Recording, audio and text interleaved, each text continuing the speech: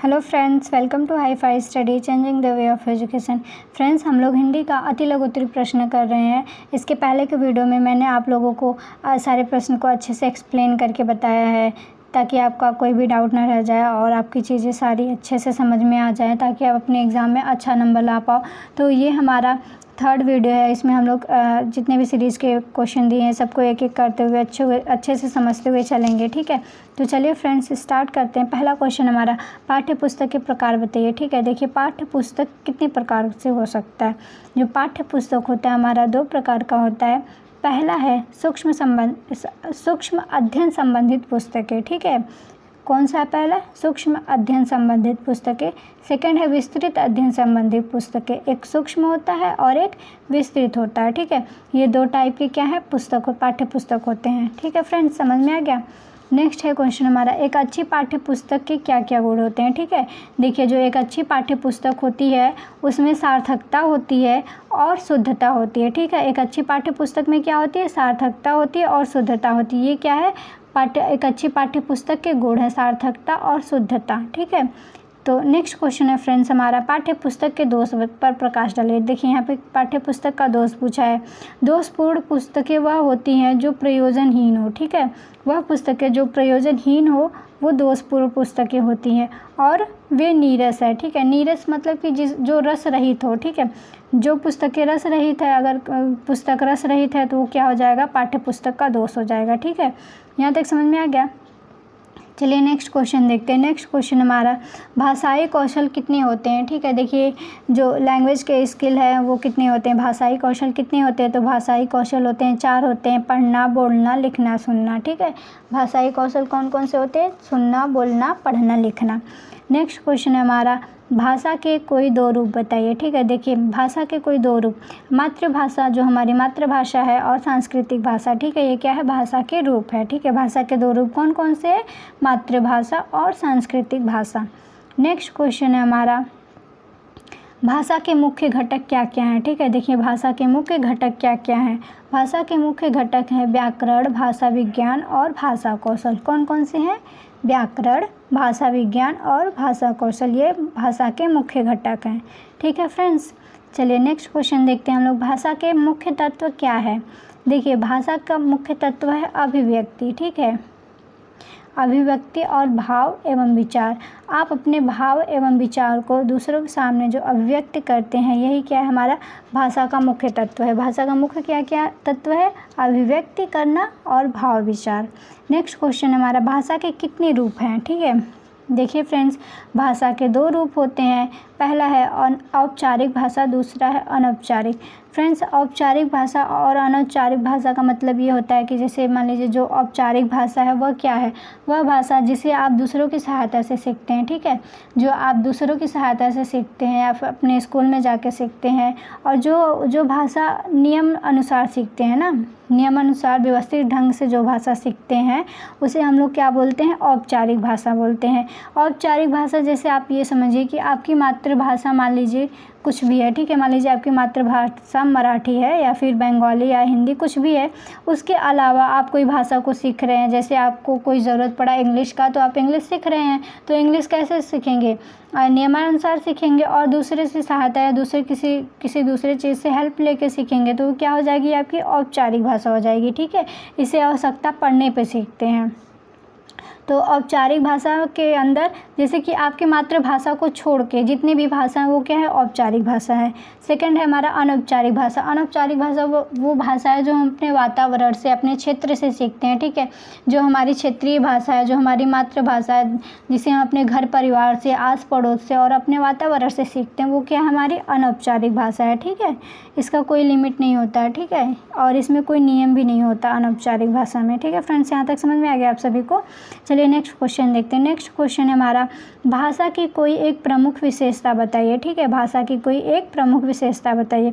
भाषा स्थूलता से सूक्ष्मता, जो भाषा होती है वो स्थूलता से सूक्ष्मता की ओर जाती है और अपौढ़ता से पौढ़ता की ओर। ठीक है, भाषा स्थूलता से सूक्ष्मता की ओर और अपौढ़ता से पौढ़ता की ओर जाती है। ठीक है फ्रेंड्स, नेक्स्ट क्वेश्चन हमारा, भाषा विकास के कोई 2 अंग बताइए। ठीक है, भाषा विकास के कोई 2 अंग बताइए। भाषा विकास के अंग है शब्द भंडार और वाक्य विन्यास। ठीक है, ये क्या है? शब्द भंडार और वाक्य विन्यास क्या है? भाषा के 2 अंग है। ठीक है फ्रेंड्स, यहाँ तक समझ में आ गया।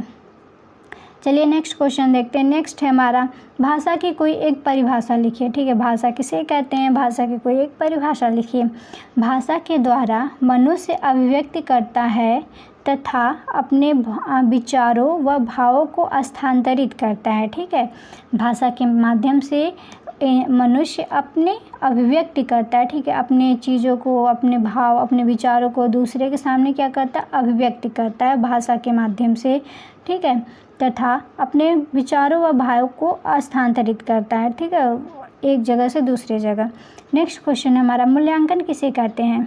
ठीक है, देखिए नेक्स्ट क्वेश्चन क्या है हमारा? मूल्यांकन किसे कहते हैं? तो फ्रेंड्स मूल्यांकन किसे कहते हैं? मूल्यांकन प्रयत्नों की सफलता, असफलता या आंशिक सफलता। ठीक है, प्रयत्नों की सफलता, असफलता या आंशिक सफलता का जिस कारण एवं जिस प्रकार पता लगाया जाता है उसे क्या कहते हैं? मूल्यांकन कहते हैं। ठीक है फ्रेंड्स, देखिए मूल्यांकन किसे कहते हैं?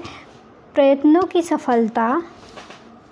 सफलता हो या असफलता हो या आंशिक सफलता हो, उसका जिस कारण एवं जिस प्रकार से पता लगाया जाता है उसे ही हम लोग क्या कहते हैं? मूल्यांकन कहते हैं। ठीक है, समझ में आ गया है सब यहाँ तक सभी को? चलिए नेक्स्ट क्वेश्चन हमारा हिंदी शिक्षण में मूल्यांकन का क्या महत्व है? फ्रेंड्स देखिए मूल्यांकन का महत्व क्या होता है?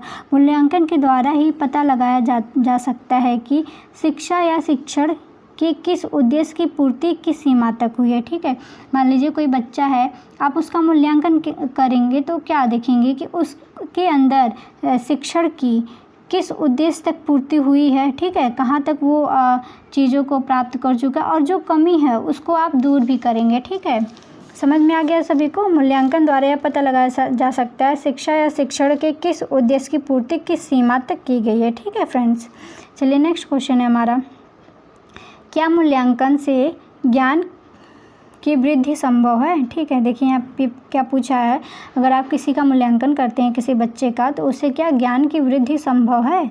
जब छात्र को पता होता है कि उनका मूल्यांकन केवल परीक्षा पास करना ही नहीं वरन अन्य सभी उद्देश्यों की प्राप्ति का आधार है, सभी उद्देश्यों की प्राप्ति का प्रयत्न ही ज्ञान की वृद्धि का संभावना है। फ्रेंड्स देखिए, आप मूल्यांकन में सिर्फ बच्चों का एग्ज़ाम ही नहीं लेते कि एग्ज़ाम आप ले लिए, बच्चा जैसे स्कोर किया, उसको जितना नंबर उसके कॉपी के अनुसार जितना वो क्वेश्चन किया सॉल्व उसके अनुसार उसको नंबर दे दिया। सिर्फ मूल्यांकन का मतलब यही नहीं होता है। मूल्यांकन का मतलब होता है जब छात्र को पता होता है कि उसका मूल्यांकन केवल परीक्षा पास करना ही नहीं वरन अन्य सभी उद्देश्यों की प्राप्ति का आधार है। ठीक है, सभी उद्देश्यों की प्राप्ति का प्रयत्न ही ज्ञान की वृद्धि को संभव बनाता है। तो आप मूल्यांकन के थ्रू बच्चों में ज्ञान की वृद्धि को बढ़ा सकते हैं। ठीक है, तो मूल्यांकन के जरिए ज्ञान की वृद्धि संभव है। ठीक है फ्रेंड्स, समझ में आ गया यहाँ तक? चलिए नेक्स्ट क्वेश्चन देखते हैं हम लोग। नेक्स्ट क्वेश्चन क्या है, मूल्यांकन के द्वारा पाठ्यक्रम में संशोधन संभव है?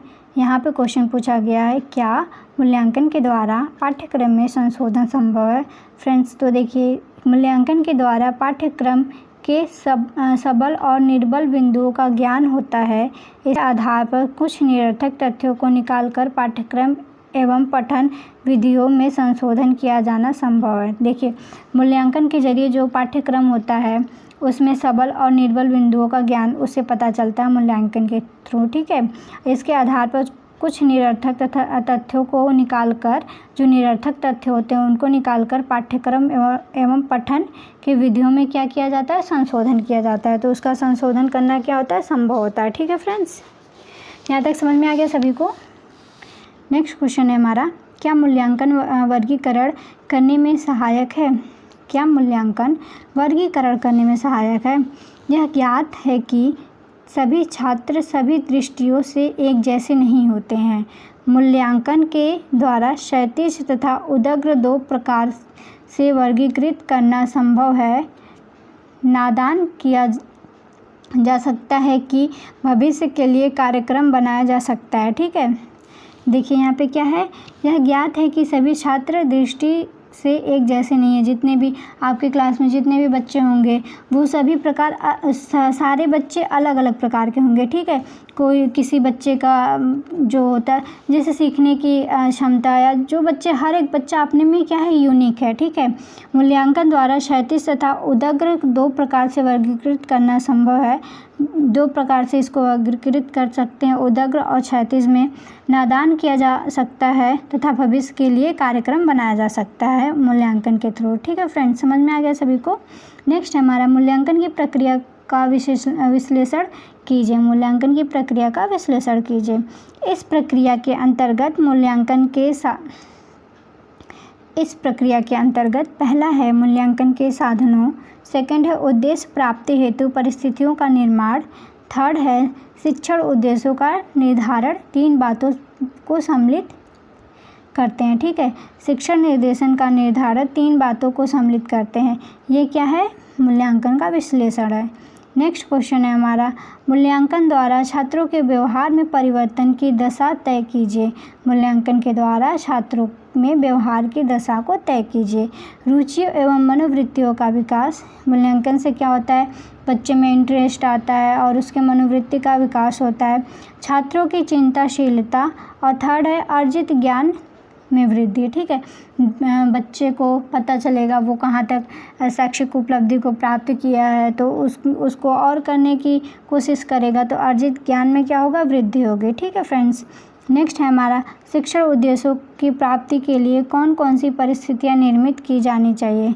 शिक्षण उद्देश्य की प्राप्ति के लिए कौन कौन सी परिस्थितियाँ निर्मित की जानी चाहिए। पहला हमारा जो शिक्षण उद्देश्य से संबंधित हो, ठीक है, जो क्या हो, शिक्षण उद्देश्य से संबंधित हो। सेकंड है जो विद्यार्थी की रुचि के अनुरूप हो, ठीक है, जैसे बच्चा जिस चीज़ में इंटरेस्ट ले रहा उसके अनुरूप हो। थर्ड है जो विद्यार्थी के शैक्षिक स्तर, योग्यता तथा क्षमताओं के क्या हो, अनुरूप हो, ठीक है। जो विद्यार्थी के शैक्षिक स्तर, योग्यता तथा क्षमताओं के अनुरूप हो, ठीक है फ्रेंड्स। यहाँ तक समझ में आ गया सभी को। नेक्स्ट क्वेश्चन है हमारा, अभिव्यक्ति से आपका क्या अभिप्राय है, ठीक है। देखिए अभिव्यक्ति से आपका क्या अभिप्राय है। व्यक्ति द्वारा प्रकट किए गए भावों को अभिव्यक्ति कहते हैं, ठीक है। जो आप अपने भाव को प्रकट करते हैं दूसरों के सामने, उसी को क्या कहते हैं, अभिव्यक्ति कहते हैं। व्यक्ति अपने हृदय के विचार को भाषा एवं वाणी द्वारा रूप प्रदान करता है, ठीक है। आप किसी को अपनी भाषा, मतलब व्यक्ति अपने हृदय के विचारों को भाषा एवं वाणी द्वारा रूप प्रदान करता है, वह अभिव्यक्ति होती है, ठीक है। जैसे आप अपने भाषा को, अपने वाणी को के थ्रू अपने विचारों को, ठीक है, आप अपने विचारों को किसी के सामने बोल करके जो व्यक्त करते हैं उसी को हम लोग क्या कहते हैं, अभिव्यक्ति कहते हैं, ठीक है फ्रेंड्स। देखिए नेक्स्ट क्वेश्चन हमारा, मौखिक अभिव्यक्ति पर एक उचित परिभाषा दीजिए। प्रोफेसर रमन बिहारी लाल के शब्दों में, मानव अपने हृदय के भाव को प्रकट करने के लिए जिस ध्यानात्मक संकेत साधन का प्रयोग करता है उसे क्या कहते हैं, मौखिक अभिव्यक्ति कहते हैं। जैसे आप अपने भाव को या अपने विचार को किसी के सामने उसको आपको एक्सप्लेन करना है, उसको बताना है, तो क्या उसी को अगर आप अपने भाव को, अपने विचारों को दूसरे के सामने जो प्रकट करते हैं उसी को क्या कहते हैं, अभिव्यक्ति कहते हैं। नेक्स्ट क्वेश्चन हमारा, मौखिक अभिव्यक्ति के विधियाँ बताइए, ठीक है। मौखिक अभिव्यक्ति के विधियाँ बताइए। मौखिक अभिव्यक्ति के साधन, वाद विवाद। आप मौखिक अभिव्यक्ति में क्या करेंगे, वाद विवाद करके अपनी बातों को दूसरे के समक्ष रखेंगे, वार्तालाप से रखेंगे, विचार विमर्श से, चर्चा परिचर्चा, भाषण, कविता, पाठ, व्याख्यान, कहानी, कथन आदि मौखिक अभिव्यक्ति के साधन हैं, ठीक है। जैसे वाद विवाद हो गया, वार्तालाप हो गया, विचार विमर्श हो गया, चर्चा परिचर्चा, भाषण, कविता, पाठ, व्याख्यान, कहानी, इसके माध्यम से आप क्या करेंगे, अपने भाव और विचारों को दूसरे के सामने प्रकट करेंगे, ठीक है। उसी को क्या कहते हैं, मौखिक अभिव्यक्ति कहते हैं, ठीक है फ्रेंड्स। यहाँ तक समझ में आ गया। नेक्स्ट क्वेश्चन है हमारा, लिखित अभिव्यक्ति के साधन या विधियाँ बताइए। देखिए आप अपने भाव और विचार को दूसरे के सामने लिखित अभिव्यक्ति में कैसे कर सकते हैं। आत्मकथा, ठीक है, निबंध, पत्र लेखन, कहानी, कविता, नाटक लेखन आदि लिखित अभिव्यक्ति। देखिए आप अपने जैसे पत्र लेखन के थ्रू, निबंध के थ्रू, कहानी कविता के थ्रू, नाटक लेखन के थ्रू क्या कर सकते हैं, अपने भाव को दूसरे के सामने प्रकट कर सकते हैं लिख कर, उससे क्या कहेंगे, लिखित अभिव्यक्ति कहेंगे, ठीक है फ्रेंड्स। यहाँ तक समझ में आ गया। चलिए नेक्स्ट क्वेश्चन देखते हैं। मौखिक अभिव्यक्ति में वाणिज्यता लाने वाले सोपान क्या क्या है? मौखिक अभिव्यक्ति में प्रवीणता लाने वाले सोपान क्या क्या है? ठीक है, देखिए चित्र पठन, कहानी पाठ, कविता पाठ, अभिनय तथा अनुसरण, वाद विवाद, ये सब क्या है? मौखिक अभिव्यक्ति के प्रवीणता लाने वाले सोपान है। ठीक है, क्या क्या है? चित्र पठन, कहानी पाठ, कविता पाठ, अभिनय तथा अनुसरण, वाद विवाद, ये सारे क्या है? मौखिक अभिव्यक्ति में प्रवीणता लाने वाले सोपान है। नेक्स्ट क्वेश्चन हमारा, लिखित अभिव्यक्ति का महत्व समझाइए। ठीक है, मानव अपने विचार, अनुभव तथा कल्पना को लिखित अभिव्यक्ति द्वारा चिरकाल से संचित करता है, जो ज्ञान के भंडार के रूप में ग्रंथों में सुरक्षित है। विद्यार्थी की शैक्षिक योग्यता का मूल्यांकन लिखित अभिव्यक्ति द्वारा संभव है। देखिए, आपके शैक्षिक योग्यता का मूल्यांकन आप एग्ज़ाम देते हैं तो उसमें लिखते हैं, तो लिखने के माध्यम से लिखित अभिव्यक्ति द्वारा आपका वो मूल्यांकन शैक्षिक मूल्यांकन होता है। ठीक है फ्रेंड्स, तो ये क्या है? लिखित अभिव्यक्ति के महत्व है।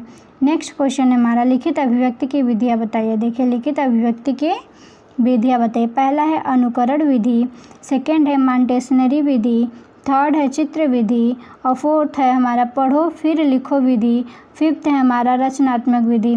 फ्रेंड्स देखिए, ये मॉन्टेसनरी विधि इम्पॉर्टेंट है। इसको कौन दिया था? इसको मारिया मॉन्टेसनरी ने दिया था। इसमें क्या होता है? बच्चा अपने इंद्रियों का प्रयोग करके सीखता है। ठीक है, मॉन्टेसनरी विधि में क्या होता है? बच्चा अपने इंद्रियों को प्रयोग करके सीखता है। तो ये सभी क्या है? हमारा लिखित अभिव्यक्ति है। नेक्स्ट क्वेश्चन है हमारा,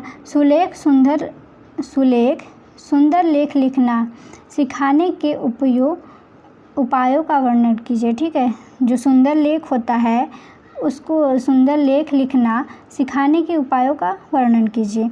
बैठने का ढंग, देखिए फ्रेंड्स, जब बच्चे का बैठने का ढंग अच्छा होता है, ठीक है, जैसे उसको बैठना चाहिए उस हिसाब से बैठता है तो बच्चा क्या करता है? उसकी राइटिंग अच्छी होती है। उपयुक्त वातावरण होना चाहिए और लिपि पर ध्यान देना चाहिए, सीधी लिखाई होनी चाहिए, अक्षरों का बनावट अच्छा होना चाहिए। ठीक है, जैसे कुछ लोग होते हैं ना, सुंदर सुंदर बनावट में अक्षरों को लिखते हैं तो वो देखने में अच्छा लगता है। कलम पकड़ने की विधि, बच्चा ठीक तरीके से कलम को पकड़े। कागज़ से आँखों की दूरी, जो मतलब जितनी दूरी होनी चाहिए आपके नोटबुक से आँखों की, और अभ्यास, बार बार अभ्यास करने से राइटिंग अच्छी हो जाती है। ठीक है, नेक्स्ट क्वेश्चन हमारा, त थ द ध का उच्चारण स्थान बताइए।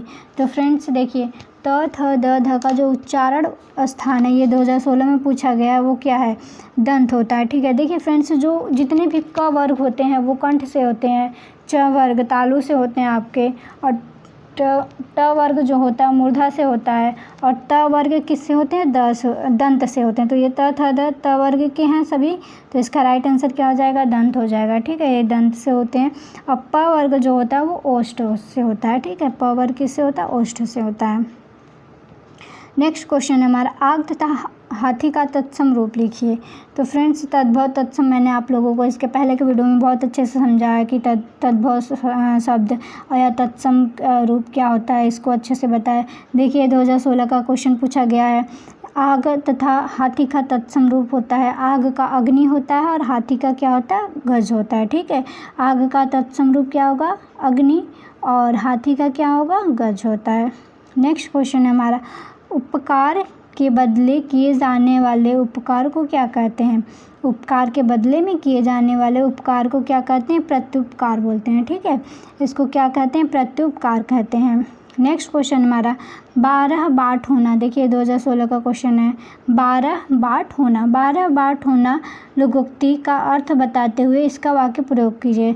तो फ्रेंड्स, 12 बाट होने का मतलब होता है बंटवारा होना। ठीक है, बंटवारा करना, उसी को क्या कहते हैं? अगर किसी के घर में 12 बाट हो गया तो मतलब कि उसको क्या बोलें? जिसके घर में बंटवारा हो गया उसको क्या कहेंगे? 12 बाट होना। ठीक है, 12 बाट होना का अर्थ होता है बंटवारा होना। इसका वाक्य प्रयोग हो जाएगा, रमन अपने भाइयों से 12 बाट हो गया। ठीक है, मतलब रमन अपने भाइयों से अलग हो गया, वो अपने भाइयों से बंटवारा कर लिया। नेक्स्ट क्वेश्चन है हमारा, किस भाषा का स्वरूप अनिश्चित है? ठीक है, किस भाषा का स्वरूप अनिश्चित है। तो जो अनौपचारिक भाषा होता है उसका स्वरूप क्या होता है? अनिश्चित होता है। फ्रेंड्स, मैंने आप लोग को बताया ना अनौपचारिक भाषा किसे कहते हैं, जो हम लोग अपने वातावरण से सीखते हैं, जिसका कोई नियम नहीं होता है, जो हमारी क्षेत्रीय या जो हमारी मातृभाषा होती है उसी को हम लोग क्या कहते हैं? अनौपचारिक भाषा कहते हैं। ठीक है, नेक्स्ट क्वेश्चन हमारा, योग रूढ़ शब्द किसे कहते हैं? देखिए, योग रूढ़ शब्द वे शब्द जो दो शब्दों के मेल से बने हो और जिसका अर्थ, देखिए, दो शब्दों के मेल को जब वह समान अर्थ न प्रकट करे उसे क्या, जो विशेष अर्थ प्रकट करे उसे क्या कहते हैं? योग रूढ़। फ्रेंड्स, देखिए, जो योग रूढ़ शब्द होता है वो दो शब्दों के मेल से बना होता है और अगर आप उसका सार्थक खंड करते हैं तो जैसे कि आप विद्यालय ले लीजिए। ठीक है, विद्यालय, जैसे आपका विद्यालय है तो विद्यालय में अगर आप उसका खंड करेंगे तो विद्या प्लस आलय होगा। ठीक है, विद्या का अर्थ अलग है और आलय का अर्थ अलग है। ठीक है, विद्या का अर्थ अलग है, आलय का अर्थ अलग है, और इन दोनों को अगर आप जोड़ देते हैं तो विद्यालय बन जाता है। तो योग रूढ़ शब्द क्या होता है? दो शब्दों के मेल से बनता है और दोनों का अर्थ क्या होता है? अलग अलग होता है। उसे क्या कहते हैं हम लोग? योग रूढ़ शब्द कहते हैं। ठीक है, और इसका सार्थक खंड पॉसिबल होता है। ठीक है फ्रेंड्स, यहाँ तक समझ में आ गया सभी को। नेक्स्ट क्वेश्चन है हमारा, हरिऔध जी का पूरा नाम क्या है? तो देखिए फ्रेंड्स, कभी कभी ये आपसे क्वेश्चन पूछ लेता है कि हरिऔध जी का पूरा नाम क्या है। ठीक है, तो जो हरिऔध जी हैं उनका पूरा नाम है अयोध्या सिंह उपाध्याय हरिऔध। ठीक है, क्या नाम है? ये आपका देखिए 2017 का क्वेश्चन पूछा गया है कि हरिऔध सिंह का पूरा नाम क्या है? अयोध्या सिंह उपाध्याय हरिऔध। नेक्स्ट क्वेश्चन हमारा, उन्नति तथा कृपण शब्द का विपरीतार्थक शब्द क्या होगा? ठीक है, देखिए, उन्नति का अपोजिट क्या होगा? अवनति। ठीक है, उन्नति का अपोजिट अवनति होगा और कृपण का अपोजिट क्या हो जाएगा? दाता या खर्चीला। ठीक है, कृपण का क्या होगा? दाता या खर्चीला। नेक्स्ट हमारा, सावन तथा किसान का तत्सम रूप क्या होगा? तो फ्रेंड्स देखिए, सावन का तत्सम रूप श्रावण हो जाएगा और किसान का कृषक हो जाएगा। ठीक है, सावन का क्या हो जाएगा? श्रावण और किसान का कृषक, ये इसका क्या हो जाएगा? तत्सम रूप। तो फ्रेंड्स, इसके आगे का हम लोग नेक्स्ट वीडियो में देखेंगे। आई होप आप लोग को सारे प्रश्न अच्छे से समझ में आया होगा। कोई डाउट हो तो आप कमेंट बॉक्स में कमेंट कर सकते हैं। अगर वीडियो अच्छा लगा हो तो लाइक कीजिएगा और ज़्यादा से ज़्यादा अपने फ्रेंड्स में शेयर कीजिएगा। ठीक है, मिलते हैं नेक्स्ट वीडियो में, तब तक के लिए टेक केयर, बाय बाय।